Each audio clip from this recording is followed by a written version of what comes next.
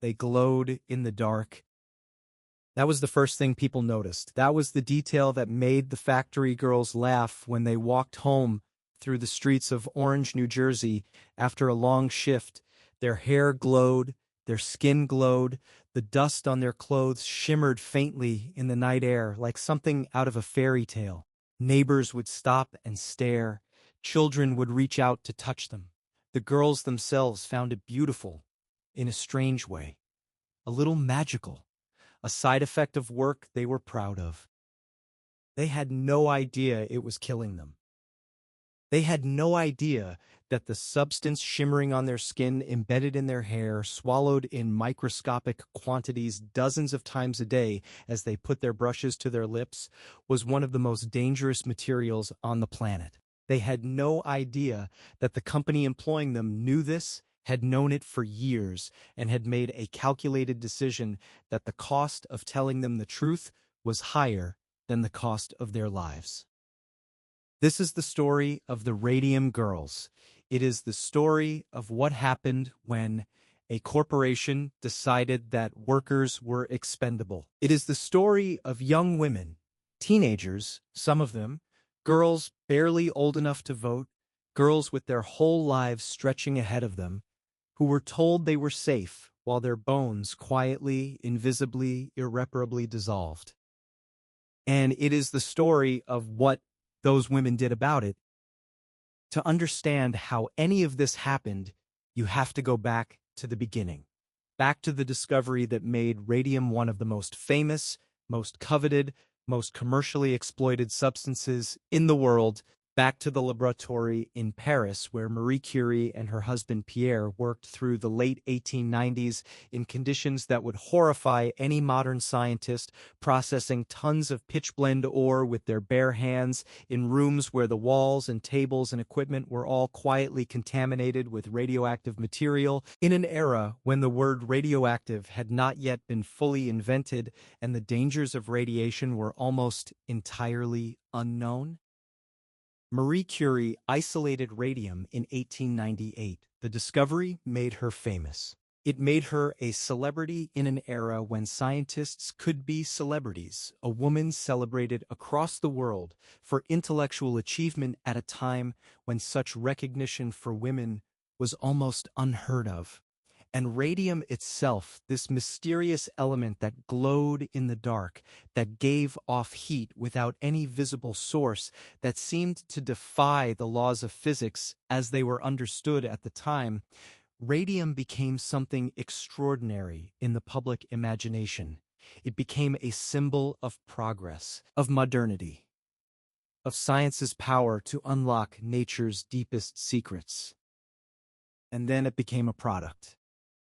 The early 20th century was the age of radium commercialization, and it is one of the more extraordinary episodes in the history of human credulity. Radium was put into everything. Radium water, radium toothpaste, radium face cream, radium chocolate, radium suppositories. The element was marketed as a health supplement, a life-giving force, a cure for arthritis and impotence and general fatigue. Advertisements claimed that radium energized the body, that it had healing properties, that its mysterious glow was not a warning sign but a visible manifestation of its beneficial power. Some of these claims were not entirely without basis in a narrow and ultimately tragic sense. Radiation does have measurable physiological effects. At certain doses, it kills cancer cells, which is why radiation therapy is still used in oncology today. But the relationship between radiation and health is one of the most precisely calibrated in all of medicine, a matter of exact dosage, controlled exposure, monitored carefully by specialists. What was being sold in the early 20th century was radiation in uncontrolled, continuous, massive quantities, applied without any of that knowledge to people who had no idea what they were consuming. The United States Radium Corporation, operating under various names at various points, most notably the Radium Dial Company and the United States Radium Corporation, with facilities in Orange, New Jersey, and later Ottawa, Illinois, was one of the primary beneficiaries of this radium craze. Their specific product was watch dials painted with radium-based luminescent paint so that the hands and numbers would glow in the dark and soldiers in the field could read the time without using a light that might give away their position. This was a genuinely useful product. World War I had created enormous military demand for luminous instruments. The company was doing well, and to meet the demand, they needed workers, lots of them. Workers capable of the precise, painstaking, delicate work of painting tiny watch dials with tiny brushes, applying the luminous paint in exact quantities with extraordinary accuracy. What they hired was young women, hundreds of them, mostly young women between the ages of 15 and 30, many of them from working-class immigrant families, many of them supporting parents or siblings on their wages. The work paid well, significantly better than factory jobs of comparable skill. The factory was considered, by the standards of the time, a respectable place of employment. The work was clean, or appeared to be. There was no heavy lifting, no dangerous machinery. You sat at a bench with a fine brush and painted tiny numbers over and over for 8 hours a day. The paint was called Undark. It was a mixture of radium, zinc, sulfide, and glue. It was mixed and distributed to the workers who applied it to the dial faces. The brushes they used were very fine. Sable hair brushes, the kind used for delicate watercolor work, and they had a tendency to lose their point after a few strokes. The solution that the factory supervisors taught the women to use was simple. Point the brush with your lips, put the brush in your mouth, pull it out, and the surface tension of the saliva would bring the bristles back to a fine point. Lip, dip, paint, lip, dip, paint. Over and over, thousands of times a day, every working day, for months and years. The company knew about the dangers of radium. This is the most important fact in this entire story, and it needs to be stated without qualification. The United States Radium Corporation was not operating in complete ignorance. The management was not a group of well-meaning people who simply didn't know. The scientific community had been raising concerns about radiation exposure since at least the early 1900s. There were studies, there were warnings. The company's own chemists, the men who worked with the radium in concentrated form, who mixed the paint and handled the raw material, were provided with protective equipment. Lead screens, tongs to handle radium samples, instructions not to ingest the material. The dial painters received none of these precautions. The dial painters were told the paint was safe. Some of them were reportedly told that it would make their cheeks rosy, improve their complexion. The lip-pointing technique, far from being discouraged, was actively encouraged by supervisors as the most efficient method of maintaining brush points. Some of the women, caught up in the playfulness that the glowing material seemed to inspire, painted their nails with it, their teeth, their faces. They went to dances glowing in the dark. They thought it was wonderful. It was a slow poison working invisibly inside their bodies. Radium, once ingested, behaves in a particularly insidious way. The body does not know what radium is. It has never encountered it before in evolutionary history. But the body does know calcium. Calcium is essential to bone formation, and the body has very efficient mechanisms for identifying calcium-like substances in the bloodstream and depositing them in bone tissue. Radium, chemically similar to calcium, fools those mechanisms. The body treats radium as calcium. It absorbs it from the gut, carries it through the bloodstream, and deposits it permanently in the bones. And then it sits there and it decays. constantly, continuously for years and decades, releasing radiation directly into the surrounding bone tissue, destroying cells, disrupting the normal processes of bone maintenance and repair, creating lesions, causing infections, and eventually, in the worst cases, destroying the bone entirely from the inside out. The first symptoms were subtle, aching teeth, looseness in the jaw, the kind of dental discomfort that anyone might attribute to 100 ordinary causes. The women went to dentists, the dentists pulled the troublesome teeth, but instead of healing, the extraction sites refused to close. The jawbone underneath, riddled with radiation damage, could not repair itself. The wounds festered. The bone began to die. The technical name for what was happening to these women's jaws is osteonecrosis, literally bone death. In the specific form caused by radium exposure, it is sometimes called radium jaw, and it is one of the more horrifying conditions in the medical literature. The jawbone, rather than healing after dental procedures, simply crumbles. Fragments of bone push through the gum tissue. Abscesses form and refuse to resolve. The infection spreads. And throughout all of this, the dying bone itself continues to glow faintly. An eerie reminder, visible in darkened rooms, of how the damage was done. Amelia Maggia was one of the first to get sick. She was known to her friends and family as Molly. She was born in 1899, the daughter of Italian immigrants, and she went to work at the Radium Dial Company's Orange, New Jersey plant as a teenager. She was a skilled dial painter, considered a good worker, well-liked by her colleagues. In 1921, when she was 22 years old, her teeth began to hurt. She went to a dentist. The dentist pulled the tooth. The socket didn't heal. More extractions followed, each one leaving a wound that refused to close. By early 1922, her entire lower jaw was involved. The bone was dying. She was in constant, severe pain. And then the damage spread beyond her jaw.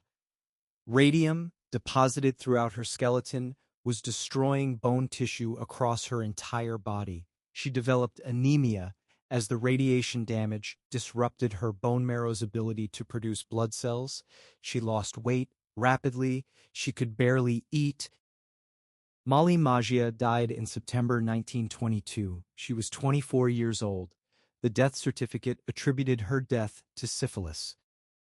This was not an accident. The attribution to syphilis was a deliberate strategy, and understanding why requires understanding something about the society in which these events were occurring. Syphilis in 1922 carried enormous social stigma. A diagnosis of syphilis, particularly in a young working-class woman, implied moral failure. It implied promiscuity. It was the kind of diagnosis that would cause families to grieve privately and quietly, that would discourage them from asking too many questions, that would make them reluctant to pursue legal action for fear of what might come out in court. Attributing radium-poisoning deaths to syphilis was, in other words, a way of silencing the victims and their families. And it worked for a time. Other women were getting sick, many of them. The pattern was unmistakable to anyone looking at the factory workforce as a whole. The constellation of symptoms, the jaw problems, the anemia, the bone pain. But the company was not looking at the workforce as a whole, or rather, it was looking and choosing not to see. A company physician, Dr. Frederick Flynn, conducted medical examinations of the affected workers. His reports consistently found the workers to be in good health or attributed their symptoms to causes unrelated to radium exposure. His independence was somewhat compromised by the fact that he was being paid by the company, a fact he did not always disclose to the women he was examining.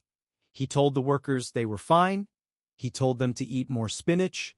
He told them that their symptoms were the result of personal health choices, not workplace exposure. Catherine Schaub was one of the women who went through this experience. She had started at the factory as a teenager and worked as a dial painter for years. When she began to show symptoms, jaw pain, bone problems, the specific deterioration that was becoming familiar to anyone paying attention, she went to Dr. Flynn. He told her she was fine. She went to other doctors who told her variously that she was anemic, that she needed dental work, that her symptoms were psychosomatic. No one mentioned radium. No one mentioned the factory.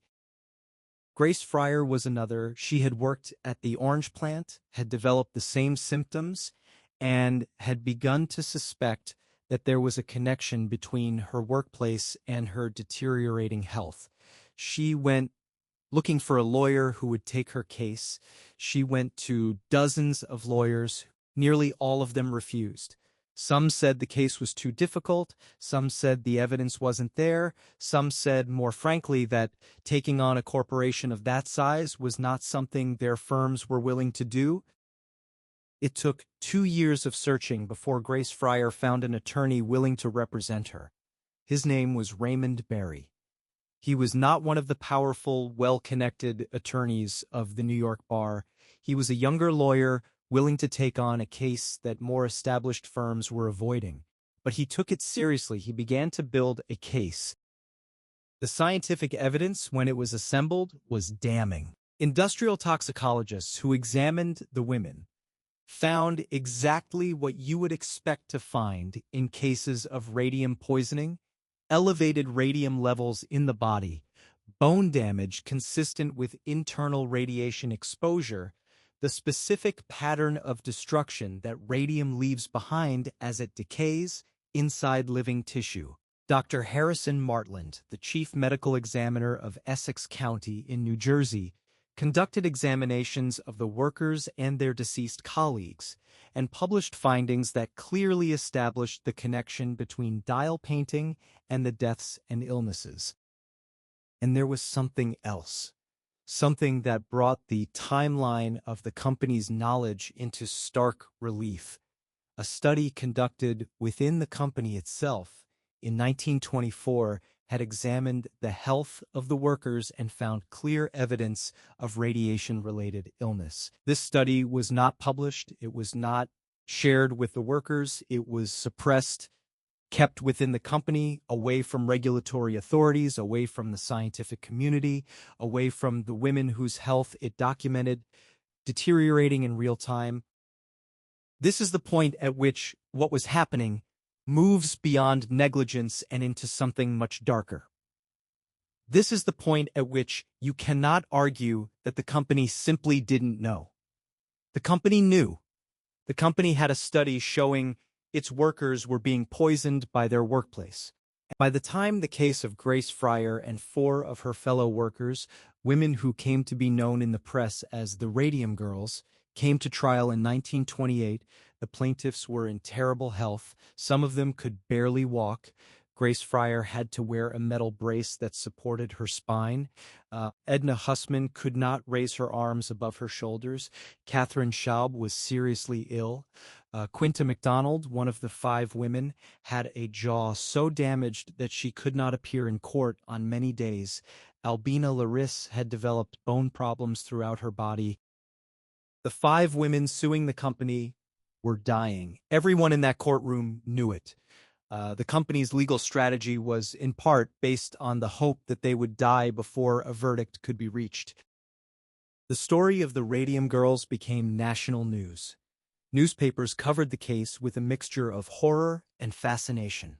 Here were 5 young women, or women who had been young, who were prematurely aged by their illness, who walked into court looking decades older than their years, suing one of America's industrial corporations for knowingly poisoning them. The human interest angle was irresistible. The moral stakes were enormous. Public sympathy was with the women. That was clear from the coverage. But public sympathy and legal outcomes are different things, and the case was not going as well as it might have. The delays, the procedural obstacles, the company's legal firepower, All of it was working against the plaintiffs, and the clock was running. It was at this point that a journalist named Walter Lippmann, one of the most influential commentators in American media at the time, wrote a column about the case that changed the temperature of the national conversation. Lippmann was not a sensationalist. He was a serious, sober commentator on public affairs, and when he wrote that the behavior of the United States Radium Corporation represented a kind of corporate atrocity, that the spectacle of a company using legal delay to wait for sick women to die before justice could reach them was a moral obscenity, his words carried enormous weight. The case was settled out of court in 1928. The settlement gave each of the 5 women a lump sum payment and an annual pension for the remainder of their lives. It was not a large sum. By later standards, it seems almost absurdly inadequate for what these women had suffered and were continuing to suffer. But it was something. It was an acknowledgement, implicit, if not explicit, that the company had done something wrong. More importantly, the settlement and the publicity surrounding it had begun to shift the legal and regulatory landscape around industrial health. The Radium Girls case became a landmark in the history of occupational safety law. The principle that employers had a responsibility to protect workers from known workplace hazards, a principle that seems obvious now but was not established law in 1928, was given enormous momentum by what happened in that New Jersey courtroom.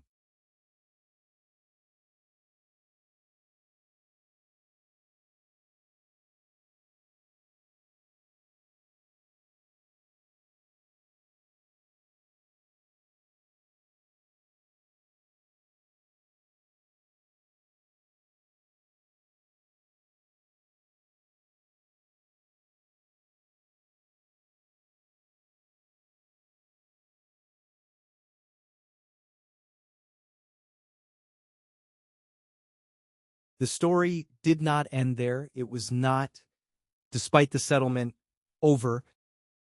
In Ottawa, Illinois, another group of dial painters had been working at a facility connected to the same operation. They had been told the same things their New Jersey counterparts had been told, that the paint was safe, that there was nothing to worry about, that lip pointing was the correct technique. Many of them were getting sick with the same symptoms. The news from New Jersey had reached them, but the company's response in Illinois was, if anything, more aggressive than it had been in New Jersey. Catherine Donahue was one of the Ottawa workers. She had started at the plant in 1922, had worked as a dial painter for years, and by the early 1930s was suffering from the familiar constellation of symptoms: jaw problems, bone pain, deteriorating health. She knew by then what was happening to her. Everyone did. The connection between dial painting and radium poisoning was no longer scientifically or publicly in question. What remained in question was what you could do about it. The statute of limitations was a major obstacle. At the time, most personal injury claims had to be filed within a certain period of the injury occurring. If the company could argue that the injury had occurred years earlier, back when the workers were first exposed, rather than when they became symptomatic, then the claims would be time-barred. This was the company's primary legal strategy in Illinois, and it was legally sophisticated, even if morally repugnant. The Illinois courts, working through the late 1930s, were navigating genuinely novel legal territory. When does the clock start running on an injury that takes years or decades to manifest? How do you apply a statute of limitations to a condition caused by exposure that occurred years before the symptoms appeared? These were not simple questions, and the answers had implications far beyond the specific cases of the Ottawa dial painters. Catherine Donahue's case became the center of the Illinois fight. She was dying, more rapidly than the New Jersey women had died, the disease having progressed further before legal proceedings began. She was unable to leave her home. In an act of extraordinary courage and determination, she gave testimony from her sickbed, unable to sit up, in a hearing that the court arranged to conduct at her house because she could not travel. She described what had happened to her body. She described the lip-pointing technique that she had been taught. She described asking supervisors whether the paint was safe and being told it was. She described watching her colleagues get sick and die while the company denied any connection.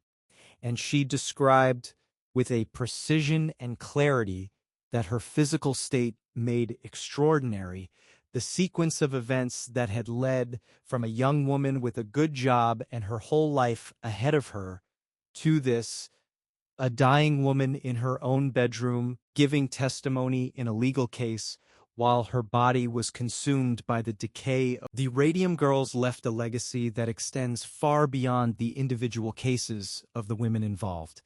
They changed the law, they changed the regulatory framework around industrial safety, they forced the creation of standards and protections that had not previously existed and that have since protected workers in industries across the economy from hazards that might otherwise have been ignored, suppressed, or denied by employers with financial interests in maintaining silence.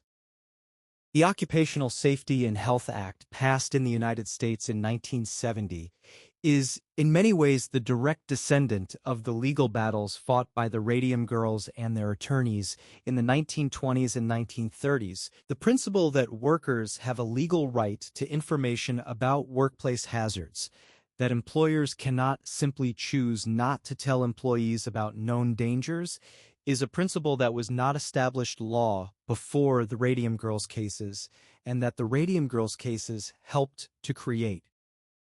The scientific community also learned from what happened. The development of radiation safety standards, the understanding that there are specific measurable thresholds of radiation exposure above which health risks become significant, and the establishment of maximum permissible doses for workers in radiation-exposed industries drew directly on the data collected from the dial painters. Their suffering, measured, documented, and published, became the empirical foundation for the field of radiation health physics. The numbers that define safe radiation exposure limits today were calibrated, in part, using the bodies of young women in New Jersey and Illinois who were never told they were unsafe. There is something deeply troubling about this particular legacy. The knowledge that protects workers today was purchased with the lives of workers yesterday. Workers who were not protected, who were deliberately kept ignorant, who were used as an unwitting source of data for safety standards that came too late to help them. This is a pattern that repeats throughout the history of industrial safety, and it is one that the Radium girls case makes visible with unusual clarity. The U.S. Radium Corporation's behavior, the suppression of the 1924 study, the false diagnosis of syphilis, the use of legal delay to wait for dying women to die, the instructions to workers to lip-point their brushes while the company's own chemists worked behind lead shields, this behavior was not aberrant. It was not the action of unusually evil people doing something that no one else in corporate America would have done. It was a rational response within a system that offered no effective penalties for it to the problem of knowing that your product was dangerous and not wanting to pay the costs of that knowledge. The system changed in part because of the Radium girls, but the pattern, the corporation that knows, that suppresses, that delays, that deploys legal resources against sick workers, that pattern did not disappear. It has appeared again and again in American industrial history, in asbestos litigation, in tobacco litigation, in pharmaceutical cases, in the opioid crisis. The specific substance changes. The corporate behavior follows a remarkably consistent script. The young women who glowed in the dark deserve to be remembered for what they were, not simply as victims, but as people who fought back. Grace Fryer, searching for 2 years for a lawyer who would take her case. Catherine Schaub refusing to accept the diagnoses that told her nothing was wrong. Catherine Donahue giving testimony from her sickbed while her body was being destroyed by the material she had been told was harmless. These women, in the state of health they were in, with the resources they had, fighting a corporation with enormous legal and financial firepower, managed to change the world in ways that outlasted their own brief lives.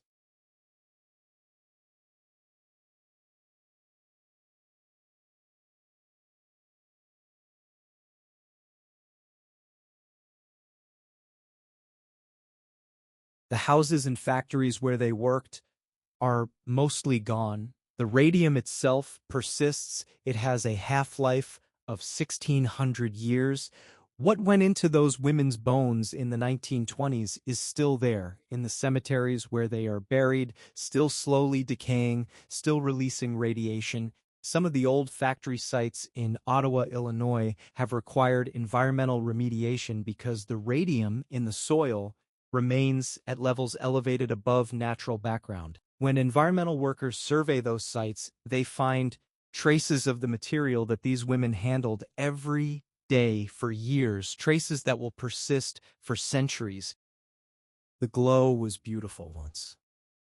It was beautiful the way a lot of things are beautiful before you understand what they cost. Before you understand that the shimmer in the paint is the light of dying matter, that the luminescence carried home in their hair and on their skin was an early symptom of an ending that the company monitoring their health had already foreseen and had decided was acceptable. There are names carved in stone in various places, memorials and headstones and historical markers. There are documents in archives, court records, and medical reports, and the suppressed company study that should have saved lives and instead was hidden away while women died. There are the dry statistics of radiation safety standards, the tables and equations in health physics textbooks that trace, if you follow the citations back far enough, to the bodies of dial painters who were told to put their brushes in their mouths. But before all of that, there were the women themselves. There was Molly Maggia, 24 years old, dead before she had a chance to understand what had happened to her. Her death recorded as syphilis on a certificate she never saw. There was Grace Fryer, who spent 2 years looking for someone to help her before she found a lawyer willing to try. There was Catherine Schaub, who believed the doctors when they told her she was fine, until the evidence of her own body became impossible to deny. There was Catherine Donahue, 35 years old, testifying from her bed in her own home about the taste of luminous paint on her lips. They were workers. They were daughters and sisters and wives. They were people doing a job that they were told was safe in a country that had not yet decided that workers' lives were worth more than the cost of protecting them. And they refused, even when they were dying, to let the people who had put them in that position simply walk away. History rarely gives adequate justice. It gave them something. It gave them this, that their names are remembered, that the laws they helped create are still in force, that the workers protected by occupational safety regulations today are protected in part because these women refused, in whatever time they had left, to be silent.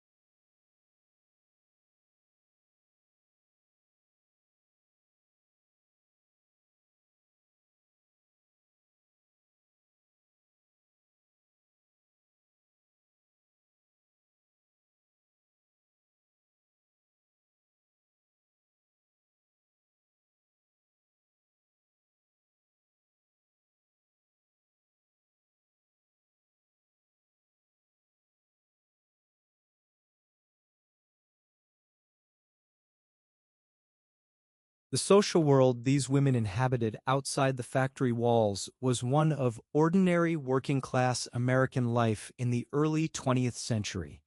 They attended church, they went to dances, they saved their wages and sent money home to their families.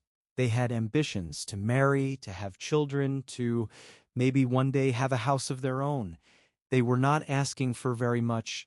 They were not extraordinary people in the sense of being famous or powerful or well-connected. They were ordinary young women trying to make their way in a world that offered them limited options and even more limited protections. That ordinariness is part of what makes their story so devastating and so important, because the corporate machinery that ground them down was not targeting them specifically. It was not personal. It was simply the logic of a system that had not yet been forced to assign appropriate value to the lives of people who had no power to defend themselves. The women of the Radium Dial Company were invisible to that system, in the way that all workers without power are invisible. Present enough to be useful, absent enough that their suffering registered as a cost-benefit problem rather than a moral catastrophe. What changed that calculation eventually was not a sudden awakening of corporate conscience. It was not a regulatory intervention that arrived in time to save the women already dying. What changed it was those women themselves and the journalists and lawyers and scientists who helped them bring their story to public attention at a time when the public, reading about the case in their newspapers, found themselves unable to look away. There is one more dimension of this story that deserves careful attention, because it speaks to something beyond the specific case of the Radium Girls and toward a broader pattern in how corporations respond when their products are found to be dangerous: the destruction of evidence. The 1924 internal company study was not the only document that disappeared from the record. Workers and their attorneys, as they assembled their legal cases, repeatedly encountered the phenomenon of records that should have existed but did not. Payroll records that would have documented how long individual women had worked at the factory and therefore how much radium they had been exposed to were incomplete or missing. Medical examination records conducted by company physicians were unavailable. Internal communications between company management about the health of the workforce were not produced in discovery.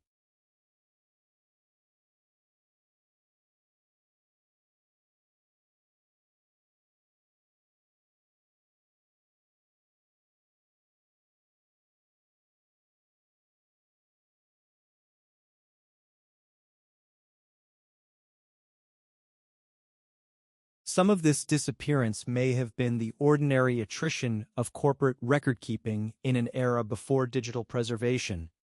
But some of it was not ordinary. Some of it was deliberate. Documents that had been seen by multiple people, documents whose existence was attested to by former employees, simply were not available when the legal proceedings required them. This pattern of evidence destruction is one of the most consistent features of corporate misconduct cases across the 20th century. It is not a simple matter of destroying smoking gun documents, though that happens too. It is a more systematic practice of ensuring that the documentary record reflects the narrative the company needs rather than the narrative the facts support. The women fighting these cases were fighting not just the company legal team, but the company version of history. They were fighting against a carefully curated absence, the absence of the records that would have made their cases easier to prove, the absence of the medical documentation that would have established what the company knew and when, the absence of the study that should have changed everything in 1924. What they had instead was their own bodies. The radium in their bones was the most unimpeachable evidence available. It could not be redacted or misfiled or declared outside the scope of discovery. It was there, measurable, undeniable, telling its own story in the language of radioactive decay. The scientists who examined the Radium girls were doing something that had not been done before. They were establishing, through careful clinical observation and emerging radiological techniques, the specific health effects of internal radium deposition in human beings. The data they collected from the dial painters was, in the most literal sense, data that did not previously exist. No one had ever studied the long-term effects of ingested radium in living people before, because no one had ever before had a population of people who had been ingesting radium in significant quantities for years. This scientific work had enormous consequences. The standards for maximum permissible radiation dose that were eventually developed for workers in nuclear facilities and other radiation-exposed industries were calibrated using the dose-response relationships established by studying the dial painters. How much radiation causes what kind of harm at what timescale? The answer to that question for internal radiation exposure was worked out in significant part by looking at. There is no clean way to think about this. It is one of those facts that sits at the intersection of tragedy and utility in a way that resists comfortable resolution. The dial painter's experience was horrible and unjust. The knowledge derived from it has been genuinely valuable and has prevented harm. Both of these things are true, and the second does not redeem the first. The first remains what it was: a preventable harm that was not prevented because a company decided that preventing it was too expensive. The women who won their cases against the radium companies did not live to see the full extent of what their legal battles accomplished. Most of them died young, their bodies consumed by the accumulated radiation damage of years of exposure. Their legal victories were real, but partial. Settlements that acknowledged harm without fully acknowledging culpability. Compensation that was better than nothing, but nowhere near adequate for what had been done to them. What they left behind was more durable than any settlement amount. They left behind legal precedents, they left behind scientific data, they left behind a public memory of corporate malfeasance so vivid and so humanly compelling that it became one of the foundational narratives of the American worker safety movement. The Radium Girls case is taught in law schools, it appears in occupational health textbooks, it is cited in regulatory proceedings and in academic scholarship on corporate accountability. And it is remembered by ordinary people in a way that many more legally significant but less humanly immediate cases are not, because the story contains something that legal reasoning and regulatory policy rarely provide: real people with names and faces and specific, painful, vivid experiences that resist abstraction. Grace Fryer name is on a memorial. So is Molly Maggia. So is Catherine Donahue. These women did not want to be in this story. They wanted to live ordinary lives. They wanted the work they did to mean something without also killing them. They wanted the people they trusted to tell them the truth. They did not get any of that. But they got something, and so did we. The factory floor itself deserves attention, because the physical environment in which this poisoning occurred was not a hidden dungeon or a secret laboratory. It was an ordinary industrial workplace, bright with natural light, staffed by cheerful young women who enjoyed each other's company and took pride in their work. The dial painting required genuine skill, a precise hand, good eyesight, the ability to maintain concentration for long periods while doing repetitive, exacting work. The women who excelled at it were respected for their skill. There was a professional pride that went with doing the job well.